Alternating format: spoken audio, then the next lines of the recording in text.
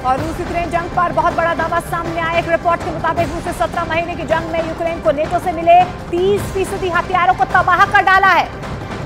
रूसी सेना यह भी दावा कर रही है कि बखमूत में 1000 से ज्यादा यूक्रेनी सैनिक 1 घंटे में मारे गए हैं। रूस के दावों से हड़कंप मच गया है। अब ऐसे हालात में सवाल कई उठ रहे हैं। अगर यूक्रेन के पास मौजूद 30% हथियार तबाह हो चुके हैं तो फिर यूक्रेन रूस से जंग कैसे कर पाएगा?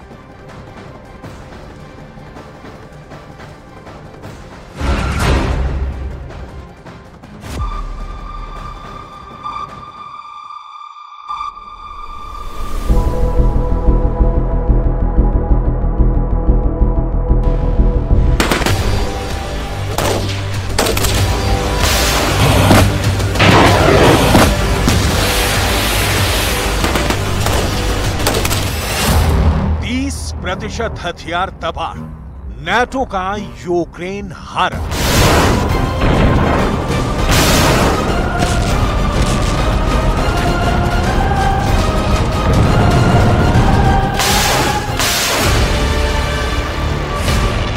रूस ने पिछले 1.5 से 2 महीने के अंदर यूक्रेनी सेना का धुआं निकाल कर रख दिया है। 4 जून 2023 से शुरू हुआ यूक्रेन का काउंटर अटैक 2 महीने बाद ही पुतिन के तूफानी हमलों के सामने जलकर राख होता जा रहा है।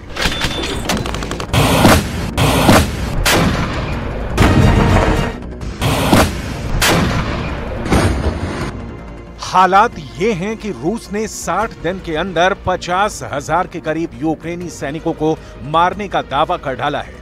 पूर्वी दक्षिणी यूक्रेन के कम से कम 8 शहरों पर रूस के मिसाइल, ड्रोन और रॉकेट हमलों ने ज़ेलेंस्की के शहरों का वजूद खत्म कर दिया है। दक्षिणी यूक्रेन के कम से कम 35% इलाके पर रूस की सेनाएं अंधाधुंध हमले कर रही हैं। हम आपको आगे दिखाने जा रहे हैं कि बखमूत में किस तरह से रूस की सेना ने यूक्रेन के 1000 सैनिकों को महज 1 घंटे के अंदर टैंकों के जबरदस्त हमले से भून डाला। बखमूत में दौड़ा दौड़ा कर मारे 1000 सैनिक।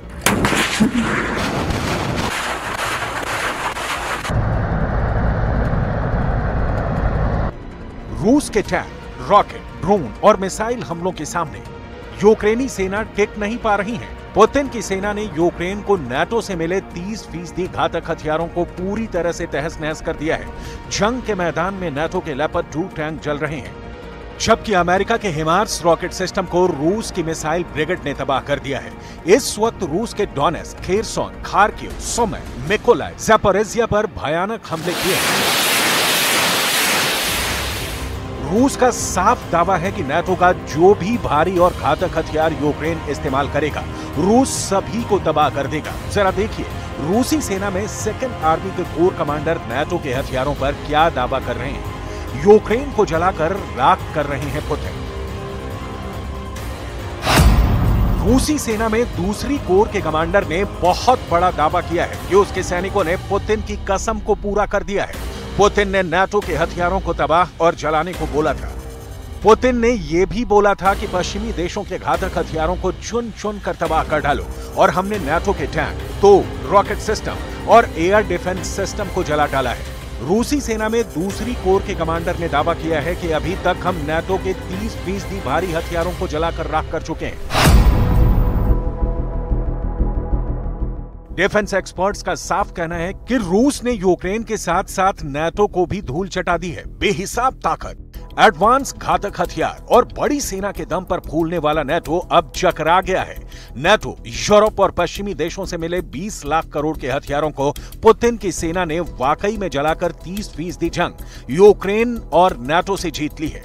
हालात ये हैं कि बखमूत में एक बार फिर से रूस ने यूक्रेनी सेना को जलाकर मार डाला है। जरा ग्राफिक से रूसी सेना के इस दावे को समझने और परखने की आप भी कोशिश कीजिए। आखिर यूक्रेनी सेना के साथ रूस क्या कर रहा है? बखमूत में दौड़ा दौड़ा कर मारे 1000 सैनिक। रूस की सेना के दावों के मुताबिक रूसी सेना ने एक बार फिर से बखमूत पर कब्जा करने आ रही यूक्रेनी सेना के हमले को पूरी तरह से नाकाम कर दिया है। खबर के मुताबिक यूक्रेनी सेना के 10,000 लड़ाकों ने रूसी सेना पर हमला किया ताकि बखमूत पर कब्जा किया जा सके। लेकिन रूसी सेना ने बखमूत के पास आ रही यूक्रेनी पलटन पर बड़ा हमला किया। रूस के ड्रोन पायलट ने रूसी सेना को यूक्रेनी सेना की सटीक लोकेशन देकर रूस की टैंक रॉकेट आर्मी का काम आसान कर दिया है।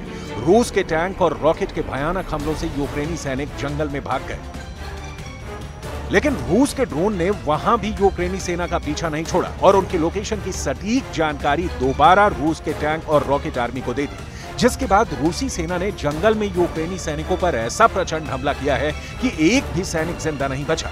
रूस के दावों के मुताबिक उसने महज 1 घंटे के अंदर बखमूत के जंगलों में 1000 यूक्रेनी सैनिकों को मार डाला।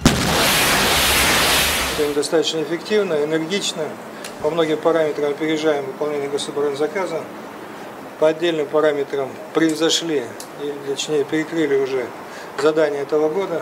Исходя из этого, необходимо сформулировать наши задачи на оставшиеся. यूक्रेन को जलाकर राख कर रहे हैं पुतिन। दुनिया भर के डिफेंस एक्सपर्ट्स रूस की फायर पावर को देखकर हैरान हैं। TOS-1A जैसे रॉकेट सिस्टम यूक्रेनी सैनिकों के शरीर जलाकर कोयला बना रहे हैं। हालात ये हैं कि लगभग 4 किलोमीटर तक मार करने वाला TOS-1A रॉकेट सिस्टम यूक्रेनी सेना को खाइयों और बंकरों में जलाकर मार रहा है। ऑस्ट्रेलिया के वॉर एक्सपर्ट और CSIS के think tank retired general Mick Ryan ने यूक्रेन पर रूस के बड़े हमलों पर बहुत बड़ा दावा कर दिया है। रिटायर्ड जनरल मिक रयान ने दावा किया है कि रूस ने यूक्रेन पर 5 फ्रंट वॉर शुरू कर दिया है, यानी यूक्रेन के ऊपर 5 मोर्चों पर एक साथ हमला। जरा देखिए कैसे। अब तो ऑस्ट्रेलिया के वॉर एक्सपर्ट और CSIS के think tank retired general Mick Ryan ने भी दावा कर दिया है कि ज़ेलेंस्की का यूक्रेन इस वक्त 5 मोर्चों पर बुरी तरह से घिर चुका है। अगर यूक्रेन के सैनिक आगे बढ़ते हैं तो मारे जा रहे हैं, और अगर पीछे हट रहे हैं तो रूस उन पर जबरदस्त पलटवार कर रहा है। यूक्रेन के टॉप जनरल को भी समझ में नहीं आ रहा है कि रूस की पहली रक्षा पंक्ति को कैसे तबाह करें। В Запорожском направлении после провала наступления вооруженные силы Украины севернее населенного пункта Работино Запорожской области вооруженными силами Российской Федерации нанесены сосредоточенные удары высокоточным оружием большой дальности। लेकिन हैरानी की बात यह है कि 4 जून से लेकर अब तक यूक्रेन रूस के कब्जे वाले ज़ापोरिज़िया में एक भी बड़ा मोर्चा नहीं जीत पाया है। महज छोटे-छोटे मिलाकर 8 गांव पर यूक्रेन कब्जे का दावा कर रहा है। पश्चिमी मीडिया के तमाम प्रोपेगेंडा के बावजूद जंग में यूक्रेन जीत नहीं रहा, बल्कि हार की कगार पर पहुंच चुका है। लेकिन उसके बावजूद राष्ट्रपति ज़ेलेंस्की दावा कर रहे हैं कि वो पूर्वी यूक्रेन में जंग जीत रहे हैं और रूस के हमलों को नाकाम कर रहे हैं।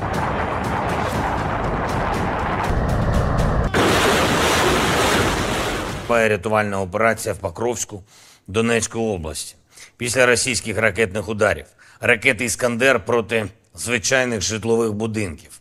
Всі наші служби працюють на місці. На жаль, є жертви, є поранені, є загиблі. Мої співчуття рідним та близьким.